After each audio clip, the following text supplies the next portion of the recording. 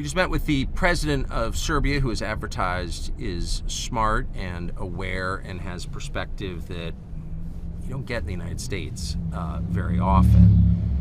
One of the points he made is that the war in Ukraine, the war against Russia led by NATO, has crushed the European economy. The destruction of Nord Stream by the Biden administration, either directly or through proxies, is killing the German economy. And the German economy is the largest economy in Europe by far. And so the downstream effects of that, one NATO country effectively attacking another NATO country, are felt throughout Europe.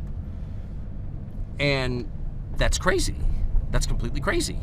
This war is hurting everybody, possibly with the exception long-term of Russia, and empowering everybody outside of Europe. The Gulf states, China, Turkey. So you're really seeing the world reset in response to this war. It's a little more complicated than Hitler versus Churchill, good versus bad, democracy. It's really about a massive shift in power away from the United States and the West to the East. It's all happening right now, but very few people in our country seem aware of it for some reason. Tucker Carlson gets it. I mean, obviously with a little help from the president of Serbia, but he understands what's happening right now in terms of a very new world rising in our midst. We're seeing nothing less than a new political and economic order coming together that's shifting power away from Washington and Brussels, the so-called collective West, and reorganizing around the rising titanic civilization states of Russia, China, and India. And we're seeing it happen in real time here. This week, leaders from 67 different countries are convening in Johannesburg, South Africa for the 15th annual BRICS Summit, a pivotal gathering for the 5 originating nations of this international economic bloc of Brazil, Russia, India, China, and South Africa, with upwards of over 40 nations seeking to either join formally or as associates. Among those are the oil-rich nations of Saudi Arabia, Iran, and the United Arab Emirates, as well as Argentina, Algeria, Bolivia, Indonesia, and Egypt. The agenda for the summit is frankly as bold as it gets. The BRICS bloc, which as it stands already represents over 40% of the world's population, will seek to rival the G7 as the major driver of global political and economic dynamics. According to one Chinese official, quote, "If we expand BRICS to account for a similar portion of world GDP as the G7, then our collective voice in the world will grow stronger." It is without question the boldest BRICS summit ever to be held, and it comes on the heels of the major summit between Russia and China just weeks back, where the two powers discussed and planned the emerging global world order that's recalibrating around the rise of these respective civilization states. The date of the Russia-China summit was no coincidence. Xi and Putin met on the 20th anniversary of the U.S. invasion of Iraq, in what turned out to be a fateful campaign that many commentators believed ushered in the beginning of the end for the liberal international order centered in D.C. That's certainly how Xi and Putin see it.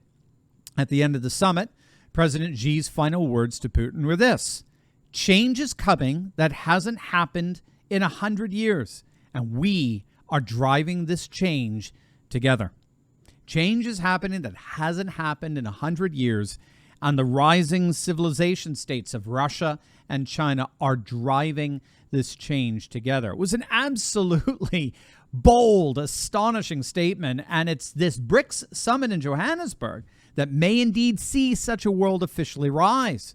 A central issue that's about to be discussed is at the heart of this rising new world, and it's one that will affect all of us. But first, how many UFC fans do we have out there? We know the one and only Donald J. Trump is a huge UFC fan, as are the fighters of him. But have you ever wondered what they do to manage their pain? You don't have to, because a fellow patriot and good friend to this channel is precisely the one who provides relief to that pain, and he's here to do the same for you.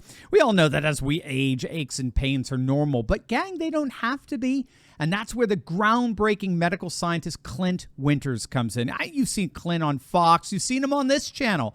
He's a world-renowned health expert who's unveiled a natural pain reliever that's taking the world by storm. It's called CB2. It's the 100% drug-free way to get full-body pain relief without dangerous meds. And it is the official pain reliever for the fighters in the UFC. And the best news, CB2 has no documented side effects after years of private testing. It's absolutely the future of pain relief. So whatever you do, make sure to click on that link below and check out Clint's amazingly informative report on how CB2 is changing lives by providing safe and powerful relief at a fraction of the cost of pain pills. Click on that link below right now.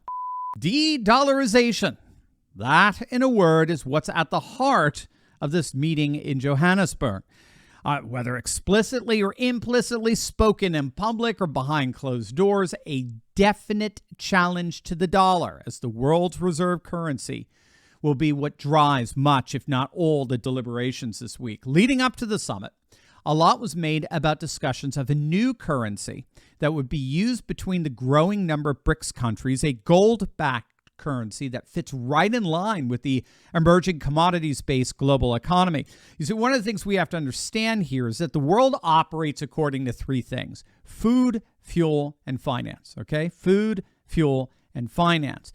But there appears to be a very interesting priority among this threefold: food, fuel, and finance. Up until this point, the collective West, made up of DC, Davos, and Brussels, believe that he who controls finance controls the world. So finance was considered the most important of the three. So hence the importance of the dollar as the default global currency, the importance of controlling SWIFT, the international financial transaction platform from which Russia was expelled. Just overall, the ability to suffocate nations with economic sanctions. That's all predicated on this notion that he who controls finance controls the world. The various BRICS countries, BRICS Plus as they're called, their economies operate on the opposite premise. They believe that he who controls food and fuel controls the world.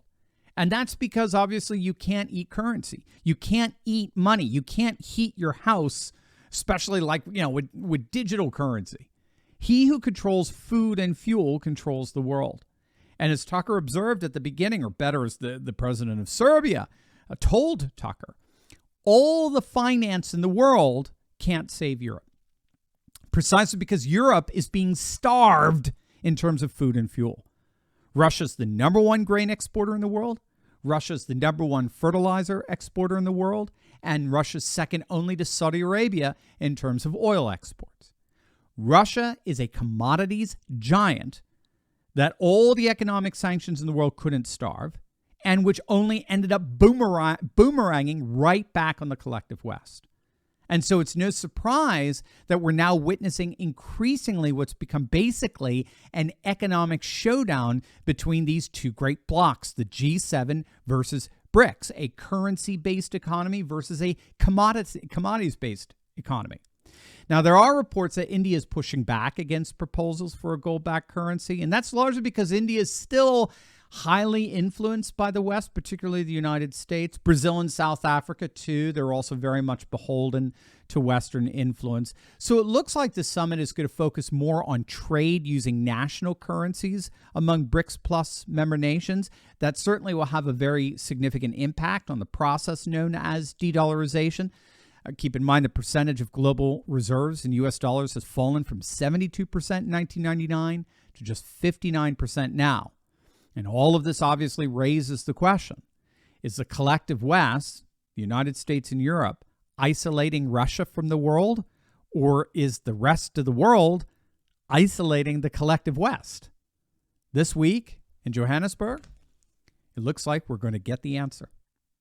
Hey gang, I know what it's like to feel alone out there in these turbulent times, but I broke free. If you too have been looking for a community with like-minded patriots who are serious about resisting globalism, building a parallel economy, and having intelligent and deep fellowship on a regular basis, then you've come to the right place. In my Courageous Patriot Insiders community, we're building a close-knit movement of, by, and for patriots who are breaking free from the outrage and despair cycles of the mainstream media and taking on the fight against globalism. Every week, I deep dive into the content I can't share on big tech and give you the cliff notes on the truth of how patriots just like you are building up their communities, starting patriot businesses, and fighting the woke in both public and private. All with a few history and political lessons from yours truly, of course. If you want to stop feeling alone as a patriot and stand together with this fast-growing community, be sure to click on the link in the description below. Don't wait. Join me and my Patriot Coalition today, and let's get fighting.